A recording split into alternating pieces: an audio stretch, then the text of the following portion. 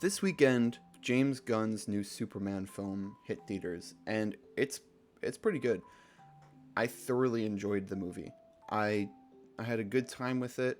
I don't know if I can say I liked it more than some of his other movies.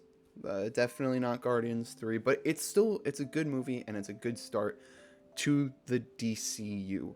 I appreciate the adaptations of the characters. It feels like Guns really knows these characters and why they work. I enjoy that it's still a gun film. It's action packed and the camera work is still very creative. The music is very good. It's got a little bit of emotion, it's got a little bit of humor, but it's not pushing too hard on the humor. It's overall just a pretty good movie and I really enjoyed it. But I have a problem with the movie that kind of is taking down the movie as a whole for me. That it it's a weird decision that was made for this film. It feels like we're missing key parts of story and world building and character building that would have been nice to see, and I think would have made this movie better if we got to see. Real quick before I really get into talking about this movie, I want to say that I really do enjoy this film, and I'm not trying to make a video shitting on it. I really like this movie, and I hope that Gunn can only improve his movies going forward with the DCU, because if he can, then we're going to have some damn good superhero movies coming out. Also, that this is just my opinion. This is just what I believe. It's not right. This is just what I think of the film. But really getting into it, let's actually talk about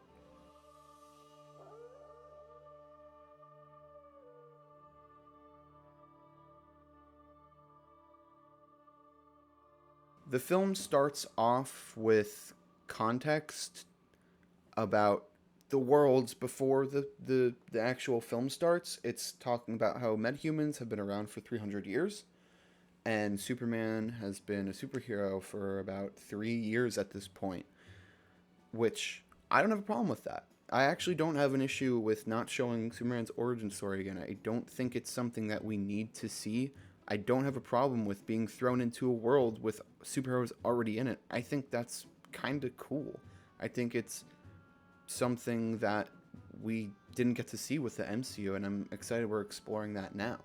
But then the film kind of starts to put a little too much information in this text. It's talking about how 3 months before the film starts, Superman was in this international conflict with two countries. I don't remember the names. I think it's like Yaranpur and Bavaria or something like that. I don't even know.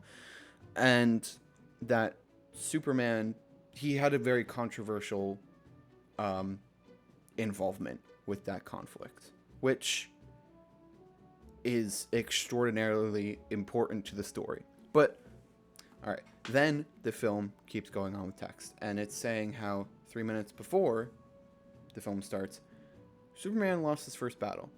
And right before this, it said Superman is the most powerful metahuman that the Earth has ever seen. He's the most powerful being on Earth. And he was just defeated before the film started. And it's kind of like you're giving us a lot of information that in the beginning, like when you first started watching the movie, I don't have a problem with. But after finishing the movie, this is really important stuff that I feel like we needed to see. And actively not being shown it kind of takes away from the movie a little bit.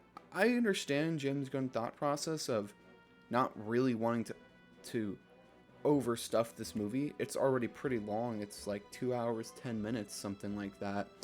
And I appreciate that he's not trying to make a 3-hour movie. That's nice, but this is an origin story. This is a a beginning to the DCU. I know Creature Commandos technically started off the DCU, but this is the first live action movie starting off the DCU. This is the big project that they're starting off with. And it, it feels like there's a lot of information that we kind of need to know going into this, that we need to have seen and experienced. The problem with this text crawl is it actively hurts the rest of the movie. If we've seen it, we see that the conflict between the two countries is extremely important. It's actually one of the most climactic points in the film, kind of skipping to the end, where you have that the when the Bavarian army is kind of going and invading Yarenpor, and you have this kid holding up the Superman flag, these two kids, and everyone's chanting Superman, and it's this incredible moment where we really get to see the hope that Superman brings to people, and why they need him, and it's this amazing moment, and it hits you. But let's say we see the conflict in the beginning of the film, and we see Superman's involvement in that, and he goes in and he saves people, but we don't really get to see their reaction. And then back in the US, right, the movie continues as it usually does, where Superman is being called out for his action and everyone's questioning him. And then at the end of the film, right, when everyone in Yarenpor is chanting his name and they're putting up the flag, and this kid is about to get shot because he's holding up the flag, waiting and hoping for Superman, that hits so much harder, because we actually are shown this. James Gunn is typically very good at this. His films always hit very hard in terms of the emotion and the themes. You look at the Guardians movies and even the Suicide Squad. He usually does this. This film, I can imagine in my head, if I had been shown this conflict in the beginning of the movie, that I would feel this. I would feel this moment so much more, and I would love it. But I can't really say that I'm absolutely in love with this moment. I really enjoy it, but I want to be able to say it hits me as hard as I think it could have. And then, what I mentioned before about how Superman is the most powerful metahuman, he lost his first battle right before the movie.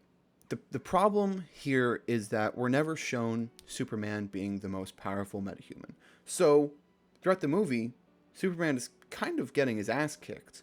He's losing a lot, which makes sense, Obviously, the hammer of Bolivia is Ultraman, which is a clone of Superman, so of course he would be getting his ass kicked.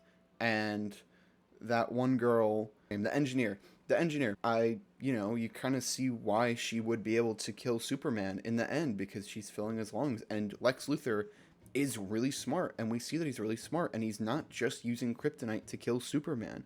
He sees Superman, he understands him, and he kind of knows how to get to him emotionally and how to get to him physically, and I appreciate that. But I think the problem is that it's kind of hingent on the fact that people know Lex Luthor hates Superman, and you get that in the film. We see, and the writing and the acting is great for Lex Luthor, where we really get to see Lex Luthor hate Superman. But I feel like it would hit so much harder, say, if we see Superman just being this absolute force to be reckoned with, where he is undefeatable, and it's amazing for most people, but Lex will see right through that and be like, oh my god, if he decides to turn against us and kill everybody, we can't stop him. We have nothing. But we don't get that. We don't get to see him being the most powerful metahuman. We're kind of just thrown in to where Lex Luthor already hates this guy. He already has studied his patterns. He already knows how to get to Superman, which Lex Luthor is a great character, but I wish we got to actually see it instead of him telling us why he hates Superman so much. I would have preferred actually being shown it. And then on the other hand, it's kind of a little hard to believe that Superman is the most powerful metahuman because again, he gets defeated before the film and he gets his ass kicked a lot. He almost dies multiple times in the movie, which, if we had a long period of time where we get to see Superman being very powerful and then we get to see this new threat of Ultraman and the Engineer and Lex Luthor, it's gonna hit so much harder and it's gonna threaten us so much more because we're scared that Superman might actually lose. You know, after all this time of him being super powerful. It feels like there's two paths I would have liked this movie to go in. Change the story. It's very plot heavy as it is, which I don't have a problem with, but the adaptations of these characters and the character writing is really good in this movie. I wouldn't mind for the first Superman movie, make it not that heavy on the plot. Make it a simple plot, you know? Like how Raimi did with the Spider-Man movies. Very simple plot, but a lot of great characters, and character moments in those movies.